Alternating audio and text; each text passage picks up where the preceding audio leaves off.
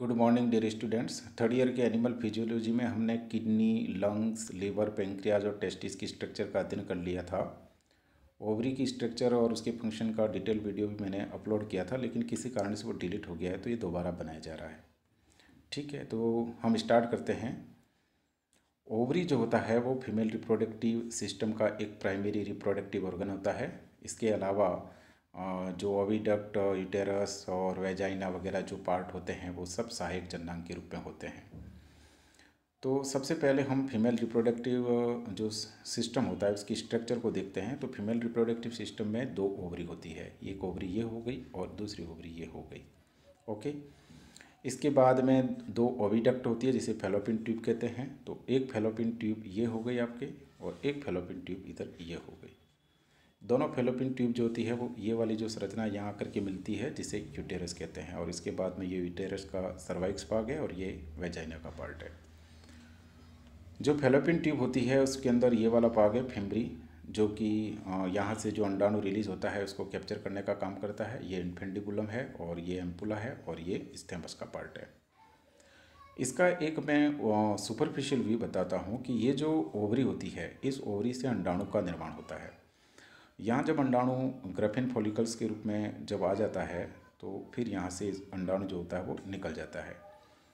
Ovary से अंडाणु के निकलने की प्रक्रिया को ओवुलेशन या अंडोत्सर्ग कहते हैं। जब अंडाणु यहाँ आता है तो इस अंडाणु को ये जो ओविडक्ट होती है वो ओविडक्ट इसको कलेक्ट कर लेती है। ठीक है, ये फिम्बरी वाला भाग इसको कलेक्ट कर लेता है। अब अंडाणु यहाँ आता है इस स्थैमस वाले भाग में। ओके, अगर यहाँ पर स्पर्म अवेलेबल है तो फिर इस अंडाणु का यहाँ फर्टिलाइजेशन हो जाएगा, और फर्टिलाइजेशन होने का मतलब होगा कि ये जो फीमेल गैमिट ओवम और स्पर्म यानी कि मेल गैमिट, ये दोनों फ्यूज होंगे। तो दोनों हैप्लॉइड स्ट्रक्चर होती है और इन दोनों के फ्यूजन से एक डिप्लॉइड स्ट्रक्चर जाइगोट बनेगा।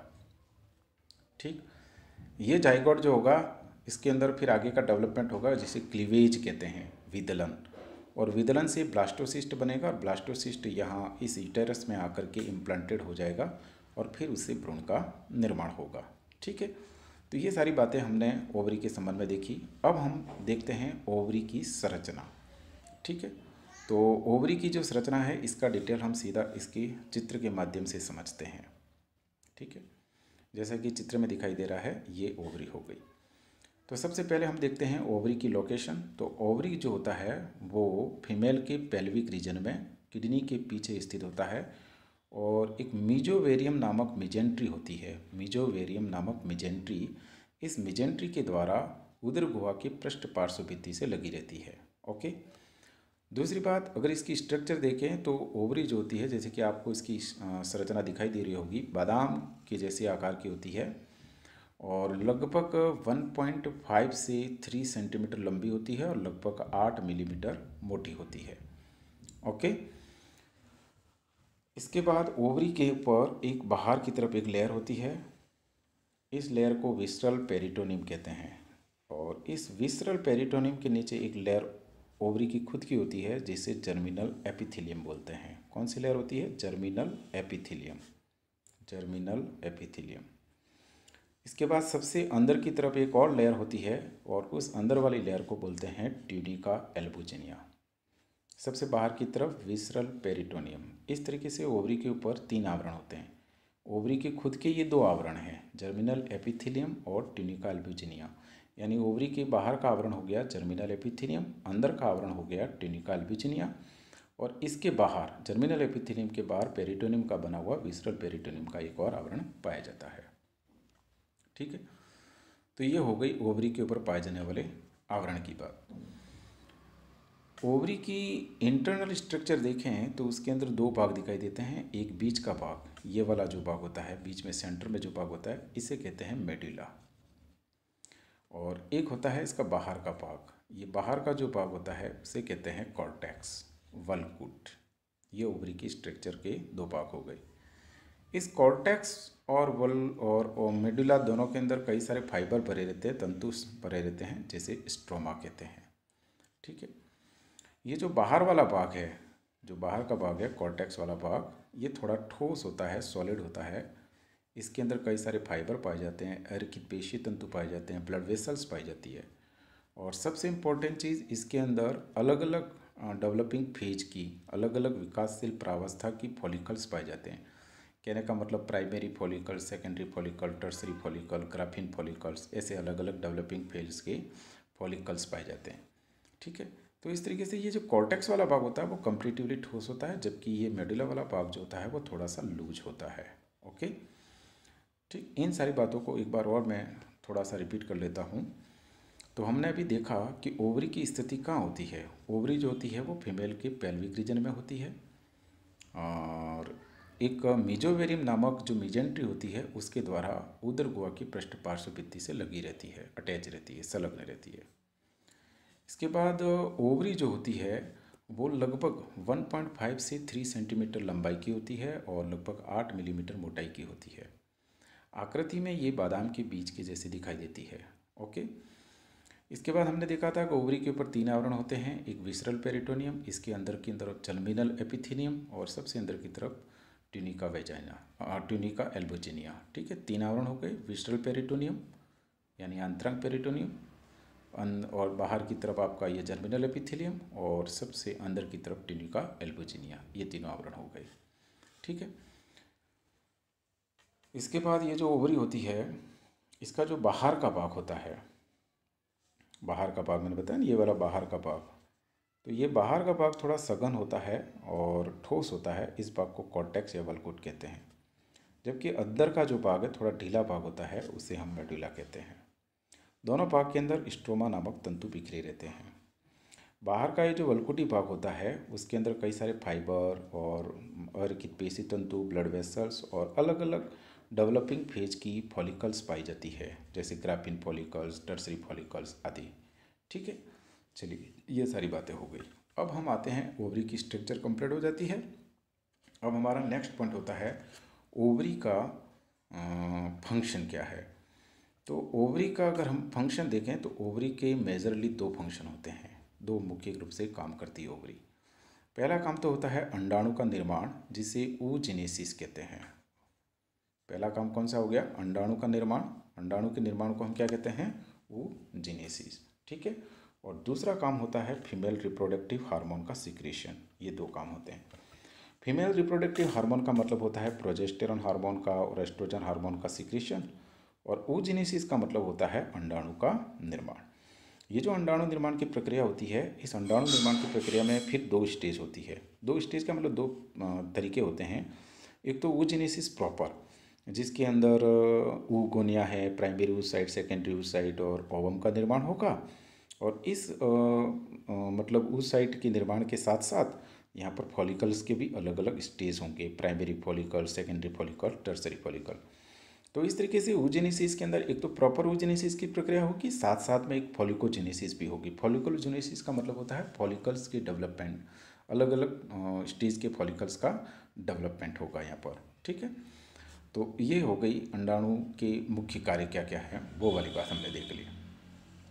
ठीक है, अब हमारा सबसे फर्स्ट पॉइंट है कि ये oogenesis की प्रक्रिया क्या होती है, कब शुरू होती है, कहाँ शुरू होती है, ये सारी बातें देखते हैं। oogenesis की प्रक्रिया का मतलब होता है ओवरी में अंडाणु के निर्माण की प्रक्रिया को oogenesis या अंडजनन कहते हैं। ओवरी में अंडाणु के बनने की जो प्रक्रिया है उससे क्या कहेंगे? oogenesis। इसमें सबसे इम्पोर्टेंट चीज़ ये है कि oogenesis की प्रक्रिया कहाँ होती है, मतलब इस प्रक्रिया की स्टार्टिंग कहाँ होती है। ठीक है, शुरुआत कहाँ से होती है। तो ये देखिए, ये अंडाशय का चित्र है, और उसमें मैंने बताया था कि ये अंडाशय का जो सबसे बाहर का आवरण होता है, इस आवरण को क्या कहते हैं? Germinal epithelium. अंडाशय की खुद का अपना बाहरी आवरण है, इसे क्या कहते हैं? Germinal epithelium. ठीक है, हम पढ़ क्या रहे हैं? हम पढ़ रहे हैं oogenesis की प्रक्रिया कहाँ से शुरू होती है, कहाँ पर होती है। तो ये प्रक्रिया शुरू होती है अंडाशय के बाह्य आवरण, जिसे जर्मिनल एपिथेलियम कहते हैं, उससे शुरू होती है। जर्मिनल एपिथेलियम में एक विशेष प्रकार की कोशिका पाई जाती है, जिसे कहते हैं, इंग्लिश में बोलते हैं प्रीमोर्डियल सेल, और हिंदी में बोलते हैं आदि जनन कोशिका। आदि जनन कोशिका, ये जो आदि जनन कोशिका या प्रीमोर्डियल सेल्स जर्मिनल एपिथेलियम में पाई जाती है, इन आदि जनन कोशिका के गुणन से इनमें मल्टीप्लिकेशन होगा, और इनके मल्टीप्लिकेशन से oogonia बनेंगे, और इन्हीं oogonia से फिर बाद में वृद्धि से प्राइमरी oocyte और फिर बाद में सेकेंडरी oocyte और ओवम का निर्माण होगा। तो इस तरीके से आपने ये समझा कि oogenesis की प्रक्रिया की शुरुआत जर्मिनल एपिथेलियम की प्रीमोर्डियल सेल या आदि जनन कोशिका से होती है। ओके, चलिए साहब, अब हम ये देखते हैं कि ये जो oogenesis की प्रक्रिया है वो शुरुआत कब होती है, यानी oogenesis कब स्टार्ट होता है, उसका प्रारंभ कब होता है, ये भी एक इम्पोर्टेंट बात है। ठीक है, यहाँ तक बातें आपको समझ में आ गई। अब हमारा पॉइंट है oogenesis की प्रक्रिया कब शुरू होती है। बहुत इंटरेस्टिंग पॉइंट है। oogenesis की प्रक्रिया किसी भी मादा में, किसी भी फीमेल में जब वो खुद भ्रूण के रूप में 7 माह के भ्रूण के रूप में होती है तभी शुरू हो जाती है। कहने का अर्थ, मान लो कोई एक्स नाम की फीमेल है, उस एक्स नाम की फीमेल में oogenesis की प्रक्रिया, जब यह एक्स नाम की फीमेल खुद भ्रूण के रूप में थी, 7 माह के भ्रूण के रूप में अपने माँ की गर्भावस्था में थी, तभी उसमें oogenesis स्टार्ट हो जाता है। ओके, ठीक है। तो उस oogenesis के स्टार्ट होने से उसमें oogonia बन जाते हैं। ओके, और ये oogonia जो होंगे फिर उसमें आगे का डेवलपमेंट होगा, और उस डेवलपमेंट से फिर बाद में oogonia से प्राइमरी oocyte बनेगी। प्राइमरी oocyte में फिर आगे का फिर मेयोटिक डिवीज़न होगा। मेयोटिक डिवीज़न फर्स्ट होगा, वो स्टार्ट हो जाएगा प्राइमरी oocyte में।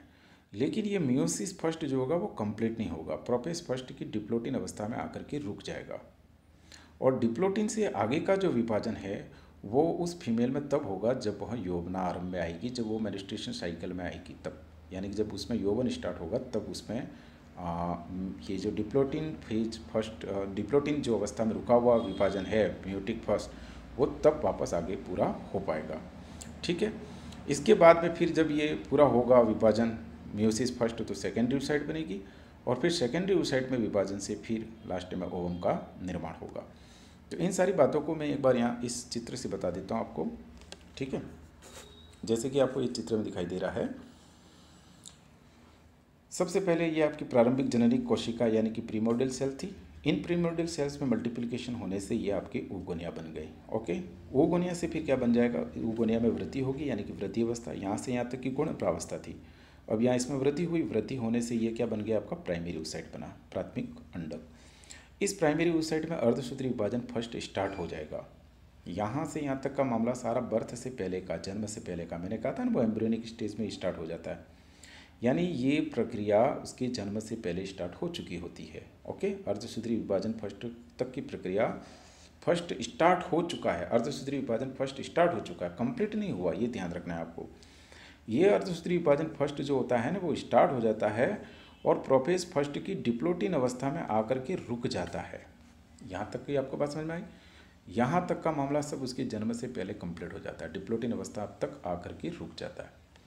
अब इस डिप्लोटिन अवस्था से आगे अर्धसूत्री विभाजन फर्स्ट का कंप्लीट होना और उससे सेकेंडरी oocyte, ये द्वितीय अंडक का बनना, ये जो प्रोसेस होती है वो तब होगी जब ये फीमेल यौवना अवस्था में आएगी, जब उसमें मेनिस्ट्रेशन साइकिल स्टार्ट होगा 13-14 साल के अंतर्गत, तब जाकर के फिर इसमें अर्धसूत्री विभाजन फर्स्ट होगा वो कंप्लीट होगा, और उससे फिर ये सेकेंडरी oocyte बनेगी।